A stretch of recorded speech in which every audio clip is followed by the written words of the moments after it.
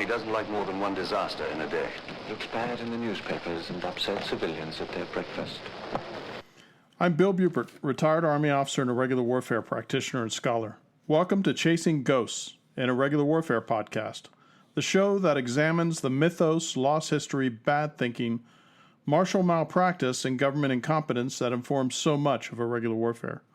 Today I want to peek behind the curtain at the vast machinery and briar patch politics of insurgency and counterinsurgency and everything in between. Now, let's go ghost hunting together. So this is Bill, and welcome to episode 69 of Chasing Ghost, an Irregular Warfare podcast. This one is entitled The CG Mailbag, Question Time and the Backbenchers Lament. So a little bit of housekeeping before we get started. I'm going on vacation, and I hope to enjoy it, but nonetheless, I am trying to maintain my fortnightly cadence. So you will be receiving this sometime after I have recorded. Who knows if an asteroid has struck the planet or news starts to consume the netiverse in a fashion that would maybe make this irrelevant, but I suppose not. Another thing I wanted to bring up was that Chris at Podsworth, I've been using his program and spent a fairly considerable amount of money on upgrading all the audio quality of every episode I have ever published on Chasing Ghost and on War Notes. So I wanted to put a shout out to him if for any reason my listeners, either themselves as podcasters or would like to make the recommendation to podcasts that they happen to listen to whose audio quality is suspect or in question or inferior, Chris at podsworth.com, he has the answer. This is not a paid advertisement, by the way. I'm doing this because of such a splendid job that has been done to upgrade the quality of my podcast, because not only am I a podcast producer, I'm also a podcast consumer. So I find that if the sound quality is bad or just almost unlistenable, I'm not going to listen to another minute. So some folks brought that to my attention. This is a mailbag episode, so I have gotten questions and correspondence over the past since I started this podcast in 2022 over improving my sound quality. And over time, I think that it has improved. I've improved equipment. Over time, you find that with any new avocation one takes on, you get better and better with that over time, and I hope that is the case here.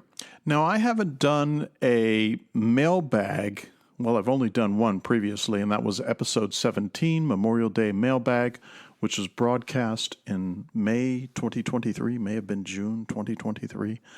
And I figured with the correspondence that I get from members of my excellent audience, I wanted to address some of those questions. I tried to respond to those questions at my CG podcast at pm.me or on my Substack. I've noticed that there has been a severe reduction in the comments sections whenever I publish a podcast episode. Makes me sad, but there it is, because I started the Substack in the first place in order to have a conversation about these episodes after they're published, where I get feedback, recommendations, questions, maybe even answers I'm not aware of. So with that, let's get started and we'll dive into it. So the first question is from TM. And he says, and I think this is a result of my Storming America series, especially in the last two episodes of that series, where I had a lot of folks saying, well, what can we do about this? How can we protect ourselves? And let's see, that was episodes 49 and 50, Storming America TTP to Make You Free, parts 1 and 2. And also when I did the episodes 58 and 59 on the Mexican cartel conundrum, War Without End, parts 1 and 2, I got correspondents and listeners who wrote into me and said, hey, Bill, what's the weapons selection that you would recommend for personally provisioning the protection of you and your family, neighbors, colleagues, friends, whatever the case may be. So I will share some of that with you. My small arms expertise is divined from both my military service and my hobbyist interest in it. I've built rifles, I have employed pistols, and I have done all the things to include having my own personal night vision and armor and things like that. So my recommendations when it comes to weapons is that I am a dyed-in-the-wool fan of the Stoner platform, Eugene Stoner's AR system that he developed first in the 1950s. And until they come up with the 40-watt plasma rifle, I don't think I'm going to find an adequate replacement for this. Now, mind you, when I make these recommendations, if you happen to be an aficionado of anything from a Krag Jorgensen from the 19th century as your primary firearm, you are going to employ in this century to protect you and yours. That's up to you. If you happen to love the Kalashnikov, and I think the Kalashnikov's a fantastic weapon system for a variety of reasons, and I think that best of breed for those happens to be the Finnish Valmet and the Israeli Galil, which, by the way, sort of stole a lot of the details for that Israeli design from that Finnish Valmet. That Finnish Valmet is probably the best representation, apart from the fact that it didn't come with a Picatinny rail on the top, of the best implementation of the Kalashnikov action. At one time, thanks to Boston Tea Party's book on guns, Boston's Gun Bible, which succeeded on my nightstand, the aging and not very well aging Mel Tappan book, Survival Guns, which harkens back to the 70s and 80s. Boston Tea Party, otherwise known as Kenneth Royce, was the one who inspired me. He and I happened to be friends, and he's the one who inspired me to sort of make the switch at the time. And here's what happened when it came to long guns, is that while I am a booster of the AR platform for a while, I was very interested in the rifle caliber .308. And I managed to build, along with a friend of mine who goes by the initials SL, shout out to you, SL, the formidable and reputable FNFAL, which is the Fabrique Nationale Fusilier Automatique Légère, which was the right arm of the free world. So we built those, and every child left the house, 3 sons, 2 daughters, with an FAL that I had fabricated for them and a Glock. And then we discover that the .308 cartridge, because of 5.56 advances and problems between the sexes as far as fielding and bearing and actually driving properly a rifle, I went to more lightweight rifles like the 5.56. Doesn't mean I got rid of all of those, but I did manage to transition my FALs to the .308 platform in the AR, and I do have that, but my primary go-to rifle now, at this point in the year of our Lord 2025, would be the Stoner platform, the AR-15. Once you get one, you need to have several, and I do have several. I have a light left-handed one that I built for my bride. I have 2 other light ones. I have a variety of other heavy versions depending on the mission set that I'm trying to accomplish with said rifle. I think it was someone who said that a pistol is what you use to get to your rifle. I think that there's truth in that. And the technology that we presently have when it comes to the AR-15 and the ubiquity of the modifications and options and relatively inexpensive prices on putting together the platform and the Lego-like formation of an AR, to me, makes it the superior firearm in the West, particularly in the United States, to provide for your rifle needs out to 800 meters, which is the effective range of the 5.56 cartridge. The 5.56 cartridge tends to take the 55 grain or 62 grain cartridge, but they do have some that are like the 77 grain cartridge that may nose out that effective range a little beyond 800 meters, but I suspect not. When it comes to going beyond 800 meters, I discovered, and Boston Tea Party points this out in his book, he has 5 levels of accuracy, and those top levels where one would find what's called F-class shooting today, which is shooting beyond 1,000 meters, extremely long range and such.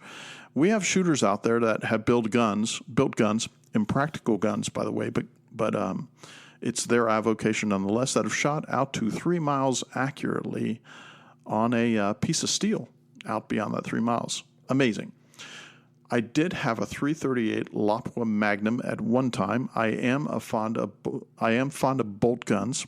The Remington 700 in a Magpul stock is my preference. I have them in folding stocks and fixed stocks in the, I think it's a Magpul Pro Series. That's the one. A bit heavy, but nonetheless, I'm sold on those. So when it comes to rifles, I have settled on the 6.5 Creedmoor and the 308 and the 30-06 as the biggest cartridges that I'm going to field. As my oldest son would say, the 6.5 Creedmoor in the right platform, and he has spent thousands of dollars on building some of his very accurate 6.5s, is that it is boringly accurate. Now, what this also speaks to is optics, and we haven't talked about pistols yet, but we will. Now, when it comes to optics, it is always my recommendation that you spend the maximum amount of money that you can on the optic and the maximum amount of money that you can on a monolithic mount. So that means that not individual scope rings, even though if that does interest you, spend the money for something like Badger Ordnance or the more expensive ones to get the proper mating that you need between that optic and the rifle. Because think about this. The money that you spend on that monolithic, usually I have quick releases on all of mine, on that monolithic rail modality that actually holds your optic, is that you need to make sure that that marriage is one in which it is very finely tuned so that the weapon below the optic and the optic atop that monolithic scope mount gives you the finest accuracy that you can get. I happen to love my Vortex optics. I tend to favor, when it comes to rifle, the Vortex Razor LPVO, the low-powered variable optic. I have a 1:6 Echo 2, which is a lighter version of the earlier versions of that. And I also have the Razor Gen 3 1:10 by 24, and I really like that one. The problem with these Razor scopes for the AR is that they're rather spendy. You're going to spend between $1,500 and $2,000 just for that scope. For a mount, if it's from ADM, which I think it's a sweet spot when it comes to expenditure for that monolithic quick release mount that I talked to you about, for mounting on your Picatinny rail on the rifle, for mounting your optic, I really dig American Defense Manufacturing. But on my other ones, for instance, some of my bolts, especially my 6.5, I'll use a Spur, which is an SPUHR, spendy. $400 is probably the low end for one of those. When you look at bipods, for instance, I do love the Magpul bipods. I don't put bipods on all of my rifles, but on my 6.5 and my bolts, if I do have one, it tends to be a rather spendy bipod, like an Accutac. And what I found is that if you have a $10 head, you get a $10 helmet. And if I can have gone through the stupid taxes of discovering what works and what doesn't work, and you find that some of my recommendations are worthwhile, great. I hope you learned from my stupid taxes for the things that I have that were less than optimal, suboptimal. For instance, when it comes to pistol, it it appears that all of us have a box of holster woe in which we simply haven't found the right holster until we finally laid hands on that one that has not only the quality and price intersection that allows us to buy more than one, but simply works for whatever we happen to use. I use Magpul magazines for all my AR platforms. I just so happen to also have Magpul stocks for most of my bolt guns, and with those can also be magazine fed. When it comes to triggers and trigger mods, what I like to do with my AR platforms is I use an ALG ACT, which is a polished and tuned mil-spec AR trigger. And the reason that I do that, and you'll hear me say this a little bit when we talk about pistols, is that the KISS principle, keep it simple, stupid, is something that informs me when it comes to this, so that when I have the unconscious competence through battle drills and training, whether with rounds going downrange or dry fire, and in this case, it would be on the AR rifle platform, I find that I want to have that kind of trigger press that would be identical to, let's say, a battlefield pickup, where I just so happen, if things really go awry and happen to pick up an AR or an M4 M16 that's on the ground, it will mimic as best as possible that mil-spec trigger, so that I don't have to retrain myself when it comes to what I have to do when it comes to driving that rifle.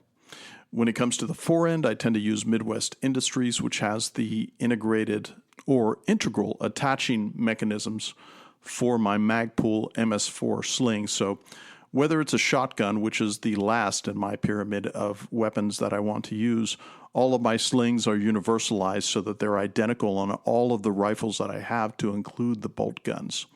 My favorite stock for an AR is the Magpul UBR. Love that. And I try to get the most vertical grip possible, so I traded out all of those. And you will find that when you're driving the rifle at the range in practice, or if you find your way on a two-way range, the more vertical that pistol grip, the more comfortable and accurate you are going to be under fire or firing at a pleasant and peaceful firing range in either the prone position, the seated position, the kneeling position, or if you happen to be standing up and firing. Now, I have been exposed to a lot of different kind of rifle platforms as a result of being a trainee, a trainer, and eventually a shoot boss in the Appleseed Marksmanship Project program, which I recommend anybody who hasn't attended it, no matter how competent you think you may be as a rifleman, to attend it. And by the way, if you happen to be a competent rifleman, then do your time in the training pathway.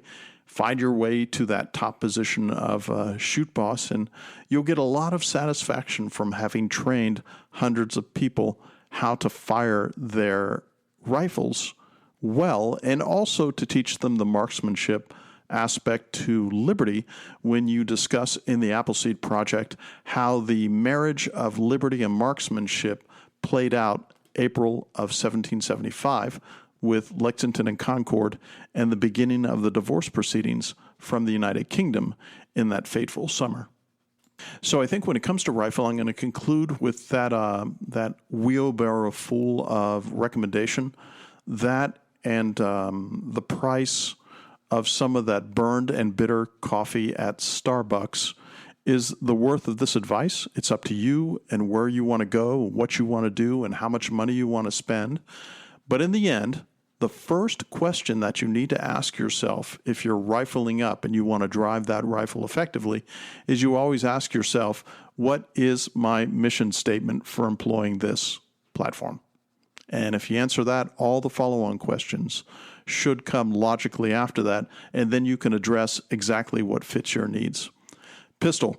When it comes to pistol, I bought my first Glock in 1991, haven't looked back, always use Glock, with the exception of a .22 long rifle training pistol that I have, which is a Ruger Mark II, which looks like a Luger variant, or at least they stole that design. I suspect that the Luger design heavily influenced Ruger coming out with the Mark IV.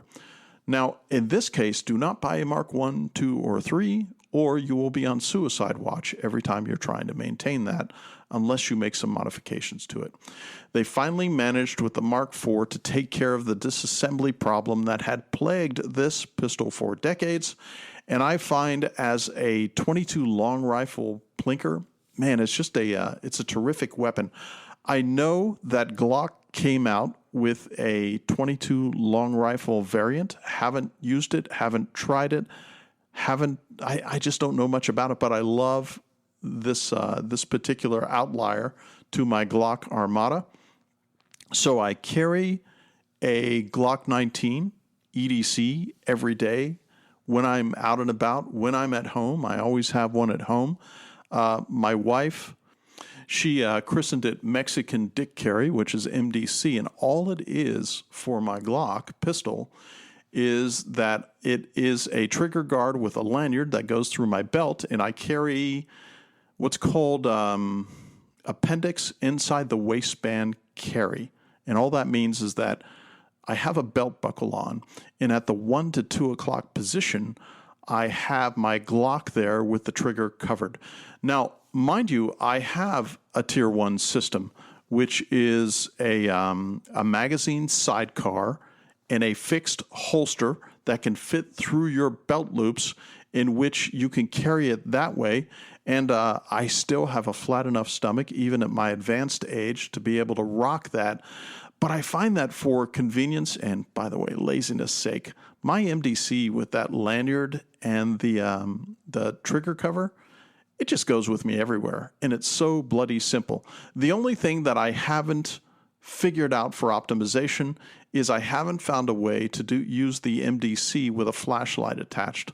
For instance, my youngest son, who is probably the most talented shooter in the family and the most well accoutered for the most part, excepting dear old dad, he rocks a flashlight on his Glock 19 or his Glock 34, whatever his preference may be. My Glock preferences, I love 9mm. I started out on the 23 and the 22, which were 40 Smith & Wesson. 40 Smith & Wesson has gone out of favor. I still have those. As a matter of fact, I have a brace, which means 2 now hard-to-find Glock 24s, which are 6-inch barreled 40 Smith & Wesson pistols. As a matter of fact, I even got custom barrels for them, which is very nice. Those are my go-to-war guns if it ever comes to that, and I'm praying that it never comes to that. So I have a number of Glocks that I don't always use, but I have a large collection. My EDC is a Glock 19. I've made significant mods to it. And I like the 19X, but because I am not the largest person in the world, I find that when I AIWB the 19X, sometimes I can, it will shadow out of my clothing where it will show that I'm actually carrying something because of just the slight length of that magazine extending out. And I don't use extended magazines. When it comes to that, I use the ones that actually fit in the gun. I do carry spares that are 17, 19, or 21 rounds. So my favorite is the 19. I do like the 34. I do like the 19X, but the one that I carry every day, all the time, whether at home or outside the home, is the Glock 19.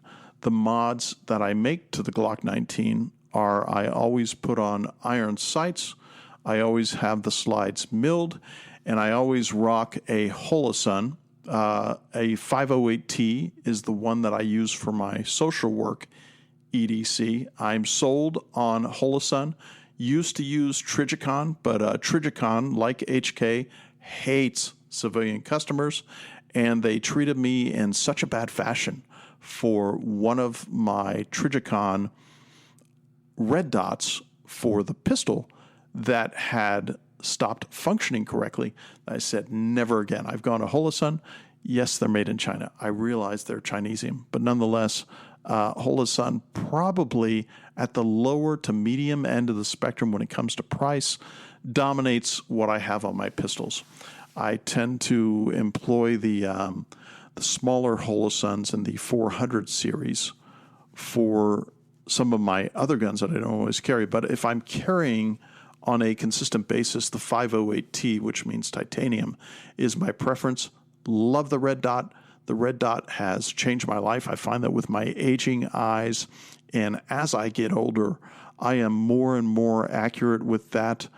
My youngest son and I, who is the one that I have trained with the most, and he and I have consistently attended courses like Gamma Resolutions, which is tremendous, based out of Florida.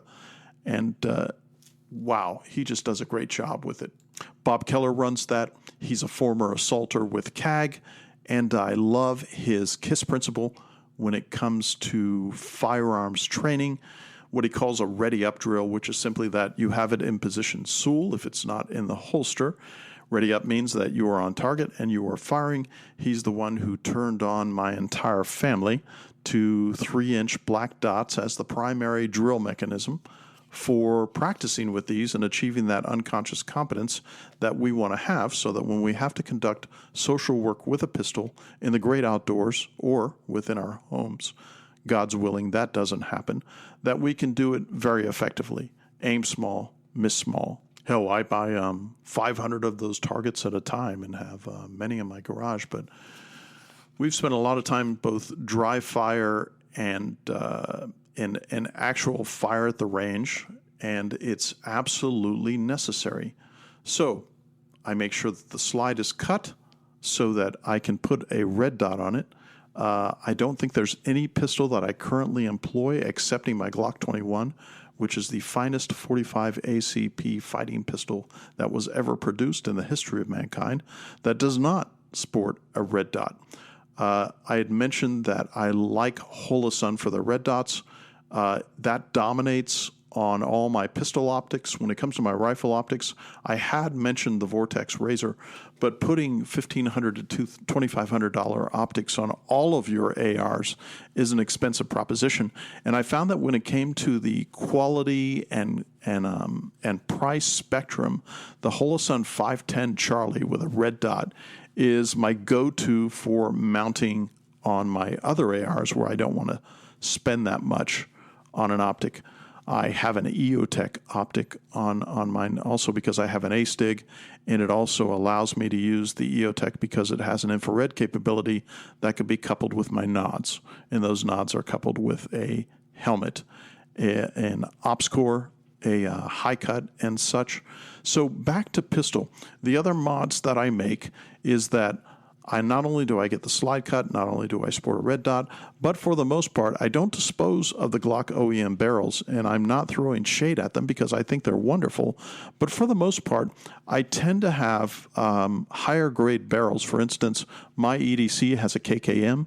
I suspect that KKM, they are spendy, is probably one of the best and most accurate barrels out there. But even with an OEM Glock barrel, I will never, ever be more accurate than my Glock. But nonetheless, I have gotten, I think it's S2F barrels and Blacklist barrels and the KKMs. Those are my three primary go-to barrel selections for aftermarket. I always put in an aftermarket extended detent for taking the slide down that's located above and just in front of the trigger, where one can take that slide off of the lower frame of a Glock to do maintenance if you have to. I always try to put on that little hollow space that is down there to the rear of the magazine. Always try to put a plug in there. Glock had their reasons for having that, but I prefer to have a plug there. That is probably the extent of my mods, excepting that I try to have 3.5-pound triggers in every one of mine. For instance, when you buy a Glock 34, it comes with a 3.5-pound trigger. When you buy some of their other models, they're 5.5-pound triggers. But to get that connector, that 3.5-pound connector, probably cost you maybe $25. I wouldn't spend a lot of money on triggers, but I think getting aftermarket connectors would be a good idea. So, wow, I've occupied a lot of this podcast. I could talk all day about weapons, but nonetheless, here we are. So that's it for Rifle or Pistol. Please, if I missed anything or I tickled your fancy by not examining something deep enough, please, by correspondence on the Substack, or you can email me at cgpodcast@pm.me. Ask me questions. Tell me what you think. Or maybe you have a better way of conducting your business when it comes to Rifle and Pistol. I did want to do a shout out to SIG, which I just absolutely despise what SIG has done with the P220 and by extension the M17, M18 pistols that have been adopted by the U.S. military. The fact that these uncommanded discharges and having a pistol go off in your holster without you pressing the trigger, and SIG's behavior when it comes to this whole thing, please, if you happen to be a SIGger, do not AIWB that SIG, because guess what? Your family jewels are down below, and every time you do that, if they could scream, they would. BT sends a question where he says, how do you fix the defense acquisition system? So as most of you know who are perennial listeners, you know that I did a Fixing Fight Class series on War Notes Conflict Podcast, which is my companion podcast that examines more conventional conflict and probably between the two does a little more conflict futurism than the other. Well, that was a 16-episode series in Fixing Fight Club, which when we had the change in administration in the United States, and full disclosure, I'm a member of neither party, I thought there was a chance here for us to fix the DOD. I think those chances are winnowing. I don't see the only way to fix the U.S. defense acquisition system, which I suspect, and I say this a little bit tongue-in-cheek, was the Soviet Union 1960s and 70s scratching their heads and saying, man, there is no way we can take down the industrial might of the United States in building not only better weapons, but maybe more weapons, and eventually just consuming our capabilities here in the Soviet Union to fight them to a standstill and prevail.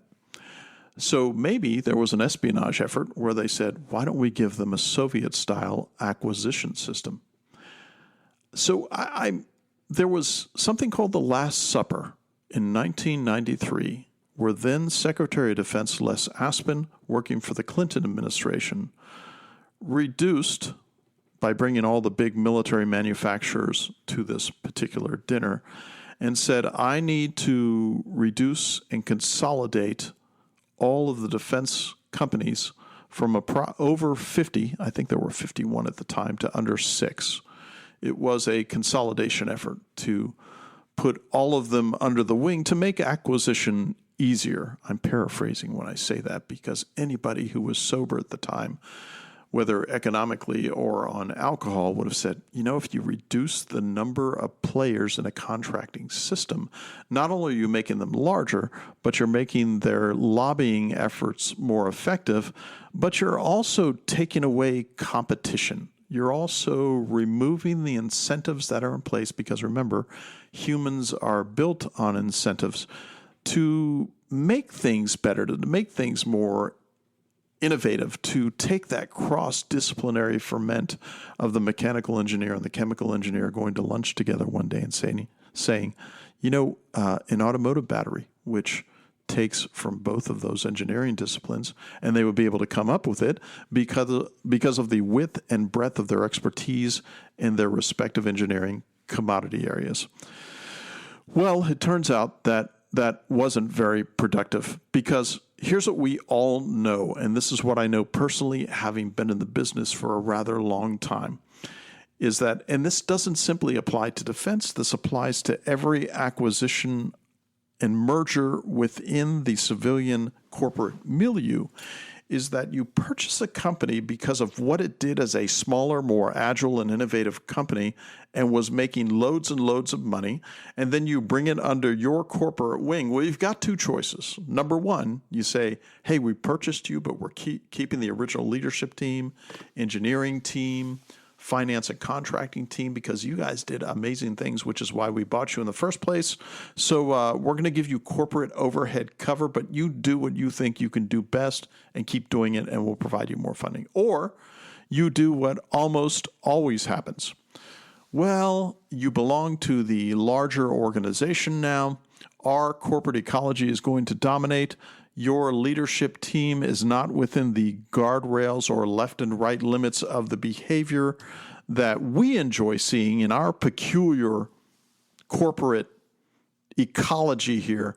So, we're going to fire the leadership team. And by the way, we're going to fire a lot of the folks who are in there, who made you so unique, as a matter of fact, who brought you to our attention in the first place. I happen to think that the latter, more so than the former, is what has been created in this consolidation since 1993. And I also wanted to suggest that there's this thing in historiography where it talks about great men and great events. Well, which is which? Which is the cart before the horse, as it were? Which came first, the chicken or the egg? And I can think of a wide variety of possible examples where if one significant leader hadn't been in place at the time, and I'm not making the case here where I'm saying that, yep, it's great leaders, it's great men that makes history what it is, and not great events that drives that. I'm not proposing that at all. But what I am saying is this. For instance, when you look at Admiral Hyman Rickover, the father of the nuclear submarine force and nuclear reactors in the Navy, if it wasn't for him, I would suggest that there would not be the successful nuclear Navy that we have on the surface and subsurface today. One of my spirit animals from World War II when it comes to the Navy is Raymond A. Spruance. By the way, USS Indianapolis was his flagship. We all know what happened on that flagship and Spruance wasn't on board at the time, when they were torpedoed by the Japanese after delivering very sensitive items that would contribute to a certain August conflagration in Japan that would end that war in the Pacific Theater of Operations. Spruance, extraordinary architect, I would suggest, of the winning hand that gave us the U.S. victory at Midway. Remember, that's 1942. And then he goes on to command flotillas, armada, and a lot of very significant Navy campaigns to a successful conclusion by August, September 1945. Just so happens that one of the reasons why Spruance is my spirit animal is that he is also on the spectrum. He is also autistic. Clearly so. When you read books about him or read about his behavior, read about his campaigns, that was most certainly the case. So when I look at Rickover and Spruance and others, I do think that there's something to be said for those men to put America on the road to success in this case when it came to either the hot conflict in World War II or the cold conflict, for which the nuclear submarine force in America, which I think is the single most important driver of American martial difference and excellence, bar none, from anything else in the inventory of exquisite platforms, that if it weren't for those men, those successes would not have been realized. But here's the worst thing, is that in today's Army and Navy, none of those men would make flag rank. If Ord Wingate, the brilliant British tactician and special operator of sorts in the Burma-India campaigns of World War II, T.E. Lawrence in the brilliant World War I campaigns at the end of World War I, General Leto Vorbeck, the only surviving and successful and victorious German general standing on Earth in November 1918 down in German East Africa. And I could name dozens of other personages and luminaries in uniform and not in uniform who would never make it in the current service standards and corporatized military ecology today. The U.S. military doesn't have forward thinkers, futuristic thinkers, who are able to architect a force design that will take America out of the fatal fix that I think it's in.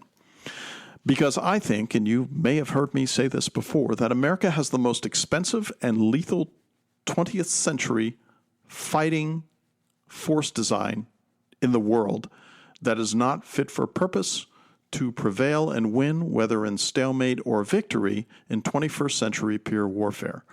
Notice I didn't say near-peer warfare, because I think this whole notion of near-peer and peer as a result of robotics, hypervelocity munitions, and ISR ubiquity is a non-starter.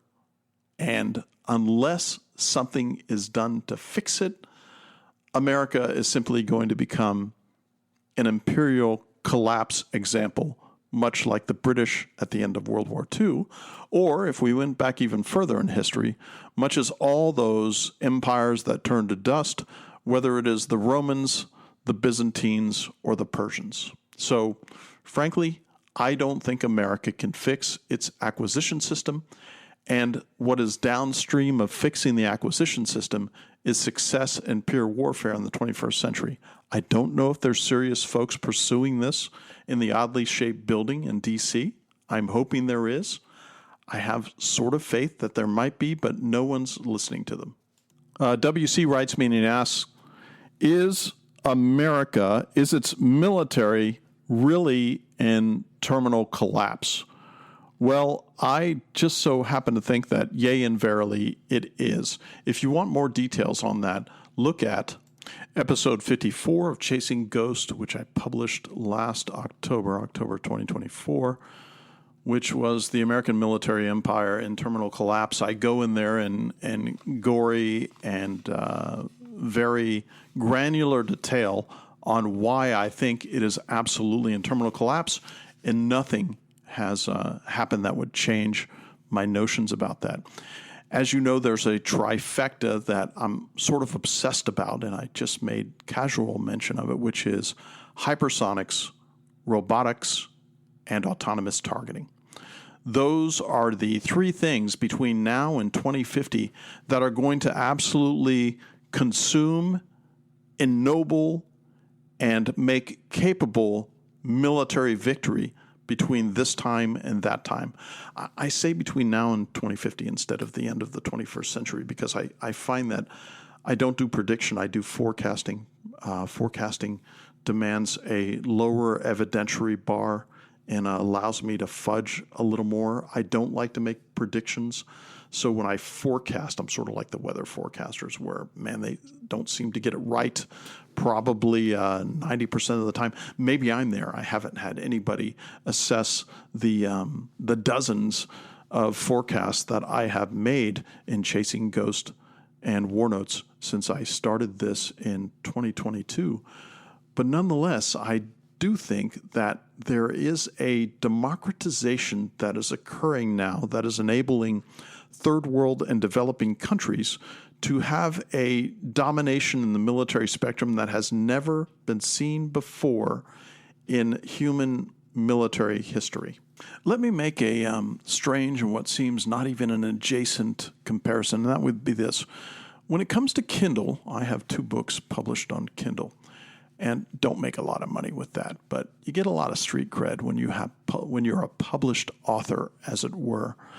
What Kindle did was it took the gateways of the overwhelmingly estrogen-laden editors in Chicago, New York, and other big publishing heads, those publishing brands. Those gatekeepers were the ones who have given us this almost absolute collapse, not only of the book industry, and they're not the only reason that happened, but that's for another episode at some very future time where I'll entertain that question, but I have a lot to say about it. And these gatekeepers had their knees cut out from under them as a result of Kindle and self-publishing. Now, self-publishing's been around for hundreds of years, where somebody could publish their book in hardback or softback, and they felt that they didn't want to go through the gatekeepers of the publishing industry itself, and they've published those sometimes to great acclaim. and most of the time to not so great acclaim. But what Kindle did was it democratized it to such an extent where a guy like myself who doesn't write for a living, who doesn't podcast for a living, yet somehow, some way I can still publish a book and have it out there and have that street cred, as it were. But the whole publishing industry is rife with a lot of corruption and deflection and advertising the popularity of books, for instance, that don't happen to be as popular as the mainstream media would make them out to be.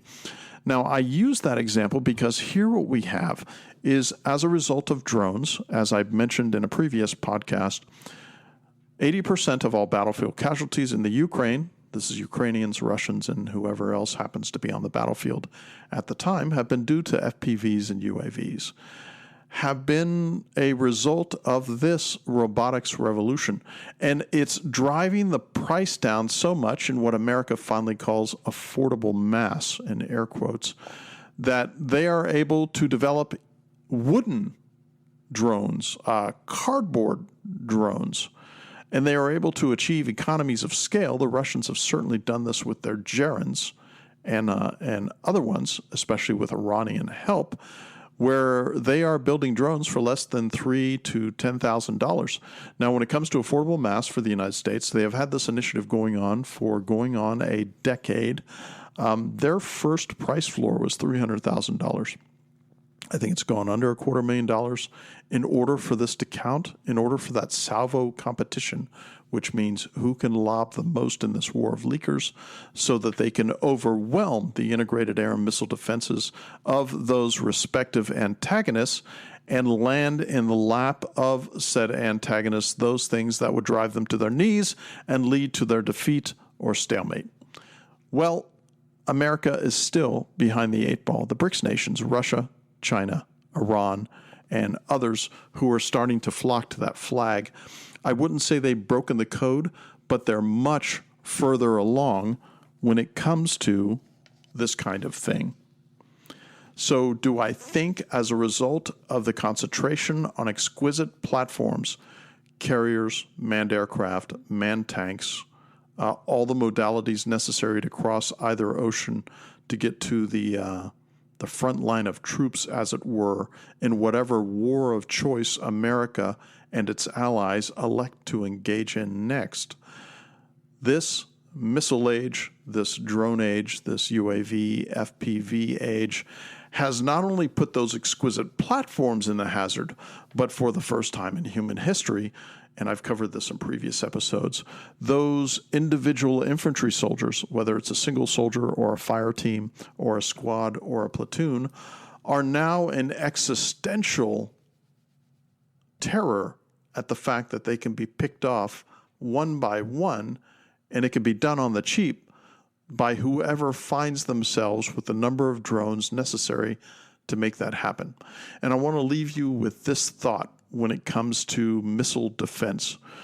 Keep this in mind. This is always going to be, to paraphrase Stalin, where quantity has a quality all of its own, is that for the most part, in a war of leakers, those who can send the most are the ones who are going to be able to reach the beach as far as taking out gensets, fire direction centers, erector launchers, missiles, manned tanks, whatever the case may be.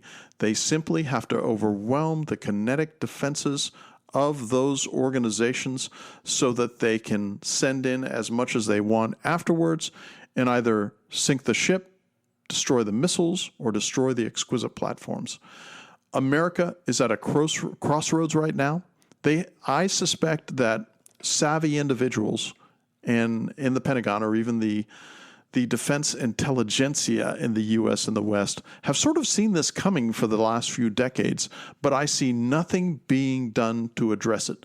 So my answer to the question, is America's military in terminal collapse? My answer is a hearty yes.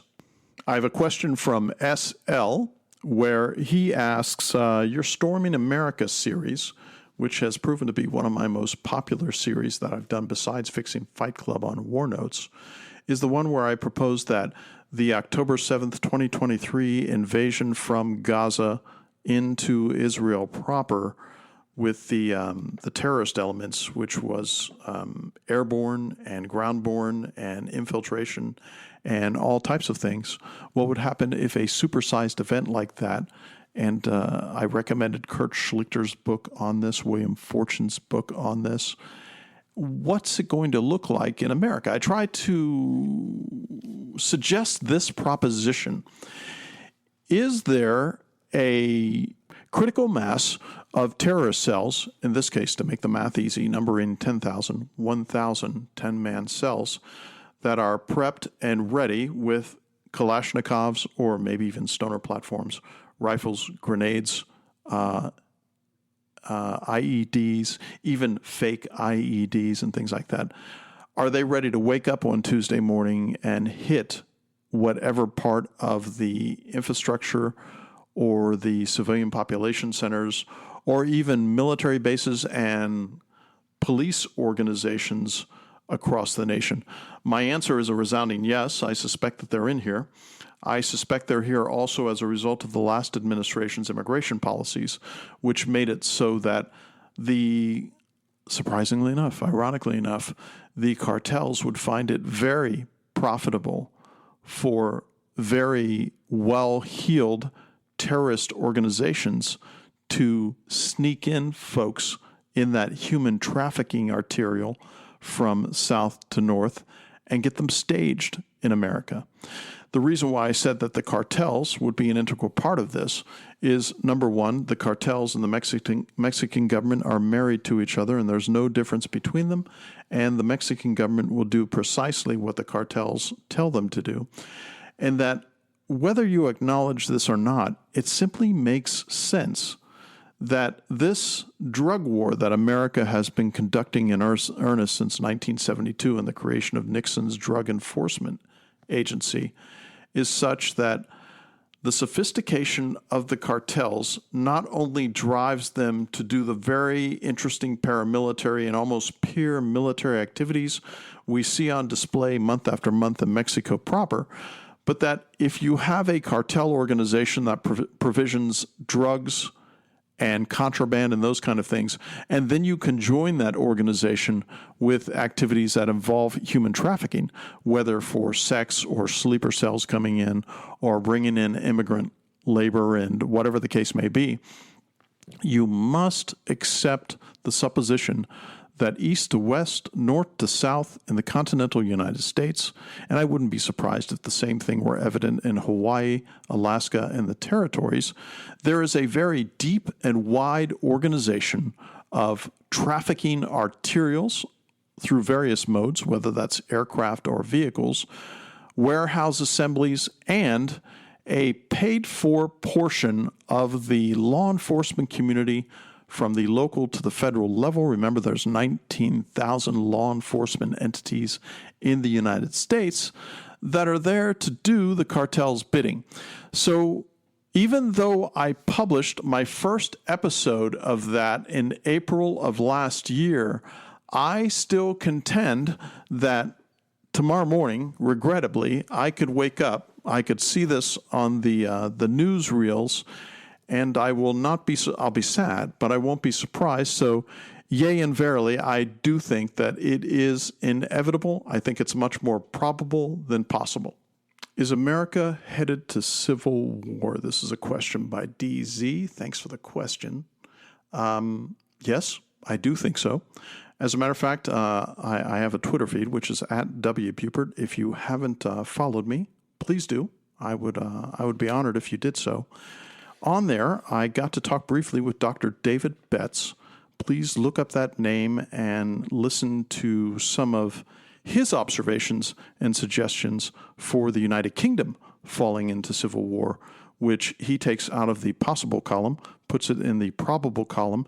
And this is a fellow who, fortunate for him, I'm so envious, he is an irregular warfare war studies professor employed by a university in the United Kingdom, and his prognosis and prognostications, I think they are right on the nose. I think that when he takes in all the socioeconomic factors, the immigration factors, the military factors, and this sort of collision that we're seeing in this case in the UK between native indigenous Britons and this massive immigration influx, which by sheer numbers doesn't match the influx that has come into America, but per capita is absolutely enormous.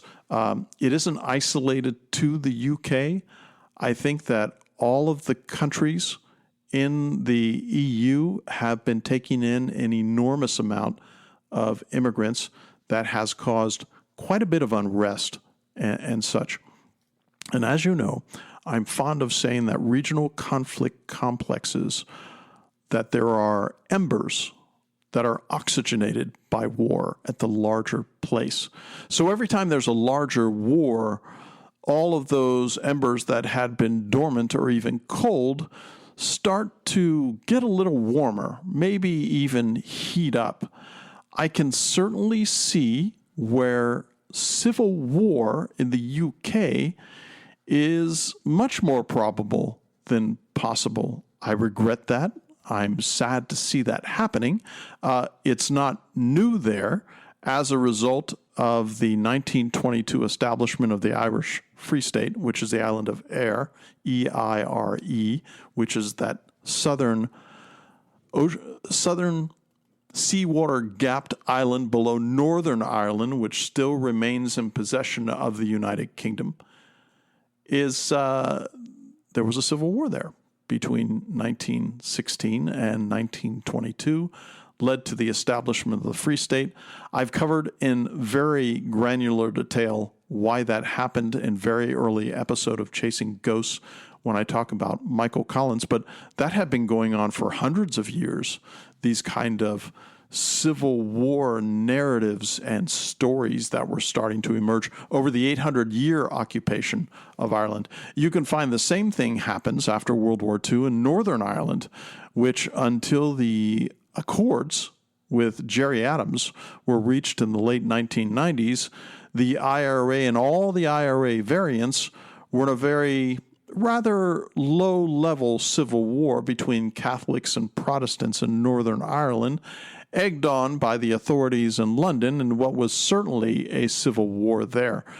When you look at the civil war that has occurred, and Spain and France won't acknowledge this, but the Basque separatists in the ETA who would use the respective sanctuaries during their decades-old war to carve out a Basque state between those two countries, were constantly fighting and using the alleged sanctuary of those respective countries to run away from the authorities and make it so.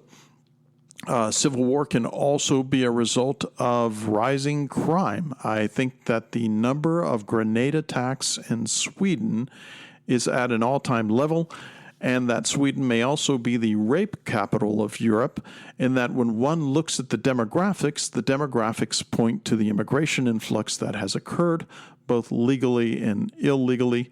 If you go back to what Dr. David Betts was talking about, please, if you get a chance to listen to his stuff, I would urge you to do so. He makes a good case that there are a number of factors here.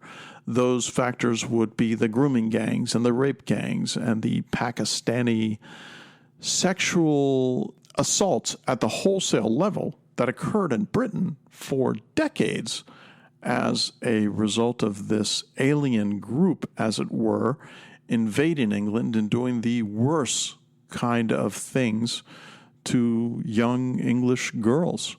So if we come here to America and ask ourselves, is there a possibility of civil war? Well, we've had two of them. The first one was from 1775 to 1783, because when Paul Revere rode that evening, April 19th, I guess the evening would be just before April 19th even dawned, after midnight, warning that the regulars were out, the lobsterbacks were out, whatever argot he employed at the time with his British accent, because he was British in the saddle.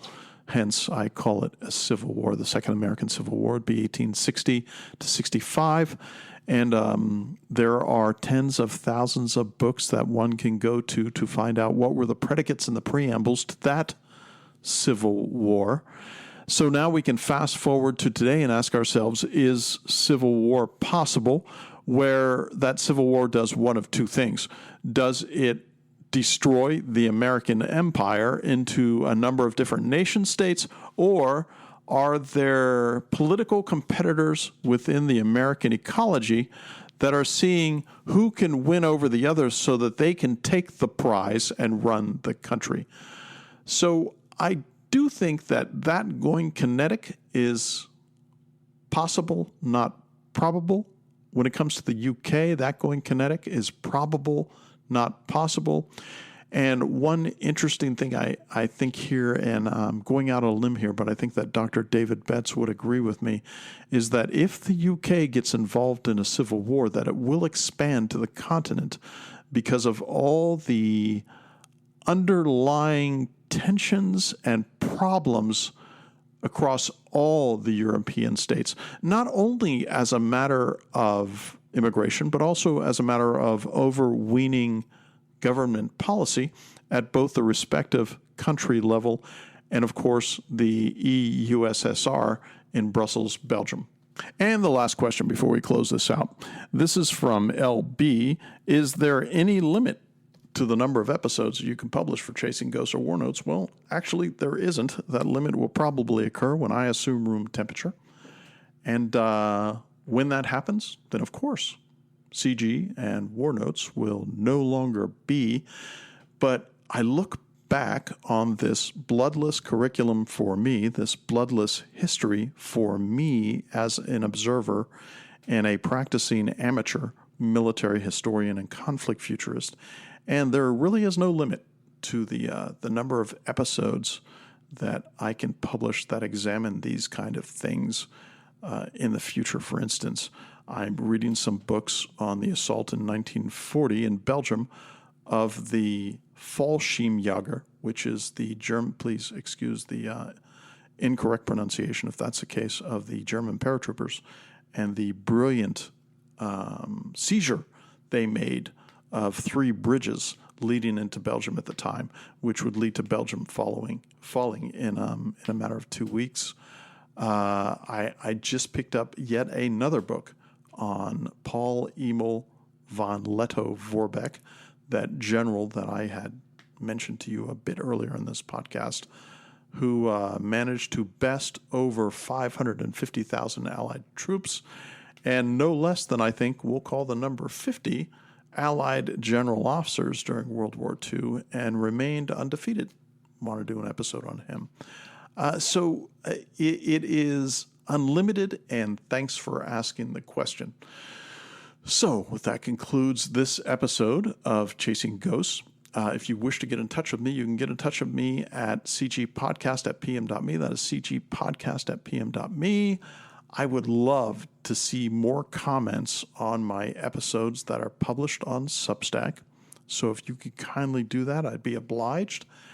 And I wanted to thank my listeners, thank my audience. If you get the opportunity to leave stars at your podcast vendor of choice, man, I'd love to have 4 or 5. But you know what? I can't control how many you leave, but I'd love to have you do that on your podcast vendor.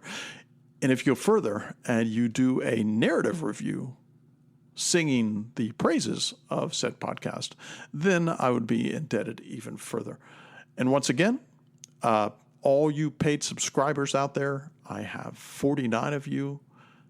Hand on heart, I am so grateful for what you've done, and thanks for parting with your hard-earned money. As you know, you get some special privileges that if one were to become a paid subscriber, you'll find out. So I wanted to thank everybody within the range of my voice. Thanks for listening, and this is Bill, out.